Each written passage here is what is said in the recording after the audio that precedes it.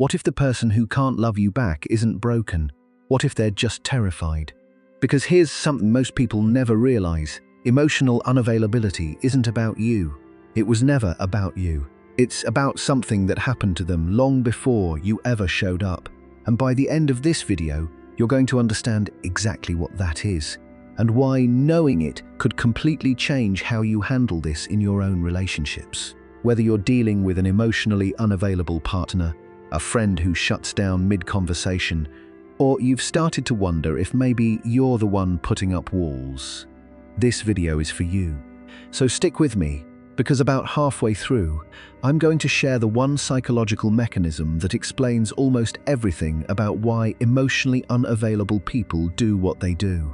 Let's start at the beginning, because emotional unavailability gets thrown around a lot, and most people are using it wrong. Being emotionally unavailable doesn't just mean someone is quiet or introverted. It doesn't mean they don't care. An emotionally unavailable person is someone who has put up an internal wall between themselves and genuine emotional connection. They might talk to you every day. They might even say they love you. But when things get real, when vulnerability is required, they check out, emotionally, not physically. They deflect with humor, they change the subject, they get suddenly very busy. They make you feel like your emotions are too much, too heavy, too complicated. And the painful part, they're usually not doing it on purpose. But here's where things get interesting. Emotional unavailability almost always traces back to one thing: early emotional experience. Specifically, what happened when this person was young and showed vulnerability. Think about it this way. When a child opens up, when they cry, when they say they're scared, when they reach out for connection, they need a response. They need warmth, reassurance, presence. But some children get the opposite. They get silence, they get ridicule. They get told to toughen up, stop being dramatic, or that nobody wants to hear it. So what does a child do with that? They adapt. They learn that feelings are a liability, and the brain, which is incredibly good at protecting us, creates a defense mechanism. Shut it down before it hurts you. That adaptation becomes so automatic, so deeply wired, that by adulthood they don't even know they're doing it anymore. This brings us to attachment theory, and specifically, the avoidant attachment style. Now I know attachment style sounds like therapy jargon, but stay with me, because this is where the psychology of emotional unavailability gets really clear.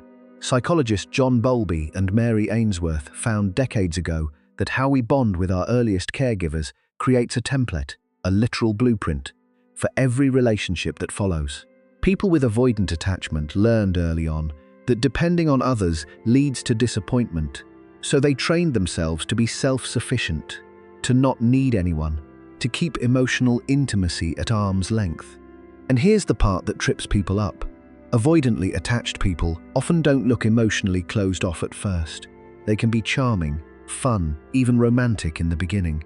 But the moment a relationship starts to deepen, the moment real emotional intimacy is required, their nervous system hits the panic button.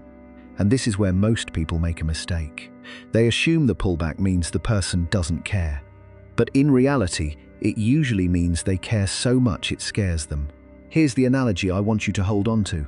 Imagine someone who grew up in a cold house. Literally cold, no heating, brutal winters. They learned to wear heavy coats every single day just to survive. Now they're an adult. They've moved somewhere warm. But they still wear the coat. Not because they need it, but because taking it off feels terrifying. What if it gets cold again? That's emotional armor. It was built for survival in a specific environment, but it doesn't know how to turn off just because the environment changed. The fear of emotional intimacy isn't logical, it's physiological. It's stored in the body, in the nervous system, and it activates long before the conscious mind can catch up. This is why emotionally closed-off people often can't simply just open up, even when they want to. The walls aren't a choice. They're a protection system that was built without their permission. Now this next part might surprise you, because some of the signs of emotional unavailability are incredibly subtle. Obviously, there are the big ones. They avoid deep conversations, they dismiss your feelings, they pull away after moments of closeness. But the quieter signs are just as telling. They over-explain themselves instead of just being present. They're more comfortable doing things with you than simply being with you. They're great in a crisis, practical, helpful, problem-solving, but when you just need them to sit with your pain, they go blank. They might even use constant busyness as a shield, always working, always occupied, always in motion, because stillness means feelings, and feelings are dangerous.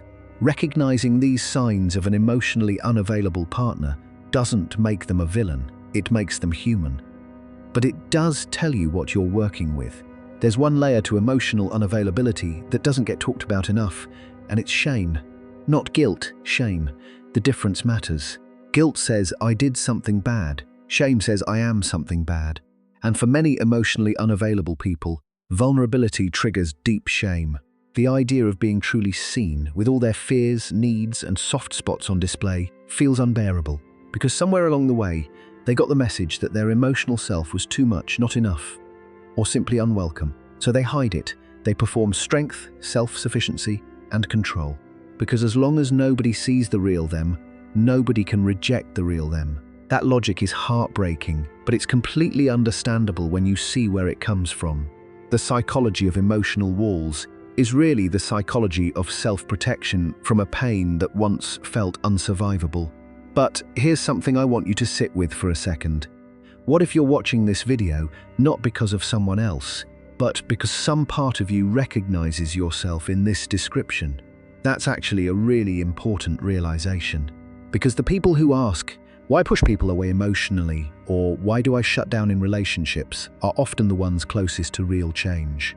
Self-awareness is the first crack in the armor. If you notice that you deflect when conversations get deep, that you feel almost physically uncomfortable when someone needs you emotionally, or that you tend to intellectualize feelings instead of actually feeling them, that's worth paying attention to. It doesn't mean something is wrong with you. It means you learned a strategy that once protected you, and now it's costing you connection. This is the question everyone really wants answered. And the honest answer is yes, but not through pressure. You cannot love someone out of their emotional walls by being more available, more patient, more understanding, or more present. That's not how it works. In fact, chasing someone who is emotionally unavailable usually activates their avoidance even more. The more you pursue, the more they retreat. Not because they don't want you, but because closeness itself triggers their alarm system. Real change in emotional availability comes from the person themselves deciding they want something different, and usually from doing the deeper work, whether that's therapy, self-reflection, or the slow and uncomfortable process of learning to tolerate vulnerability one small moment at a time. It requires them to go back to where the armor was built and ask, do I still need this? And here's where things get genuinely hopeful. Neuroscience shows us that the brain remains plastic, capable of forming new patterns well into adulthood. Emotional unavailability is not a life sentence, but it is a choice that only the person wearing the armor can make. So let's get practical. Whether you're dealing with someone else's emotional unavailability or your own, here's what actually helps. First, stop making it a battle. Criticizing or pressuring an emotionally unavailable person to open up is like poking at a wound and being surprised when they flinch. Instead, create safety, consistent, non-reactive, low-pressure safety. That's what emotional intimacy actually grows in. Second, get curious, not frustrated. Ask yourself or them, not accusingly, but genuinely, what does closeness feel like for you? What happens in your body when someone gets too close? That kind of question opens a door that "why won't you talk to me" never will. And third, and this one is specifically for those of you who think you might be emotionally unavailable yourselves, start small. You don't have to rip the armor off all at once. Just notice when you're deflecting. Pause for 1 extra second before you change the subject. Let someone's words land before you redirect. Those micro moments of presence are where change actually begins. At the beginning of this video, I asked you to consider that maybe the person who can't love you back isn't broken, just terrified, and now you know why. Emotional unavailability is the armor built to survive old pain. Understanding that doesn't mean you have to accept it in your life, but it does mean you can stop taking it personally. If this gave you a new lens on emotional unavailability, you're going to want to watch the next video where I break down the 4 attachment styles and exactly how each one shows up in real relationships. Because once you see it, you can't unsee it. Hit that like button if this actually helped you today. It genuinely tells me to keep making content like this. And subscribe so you don't miss what's coming next. I'll see you in the next one.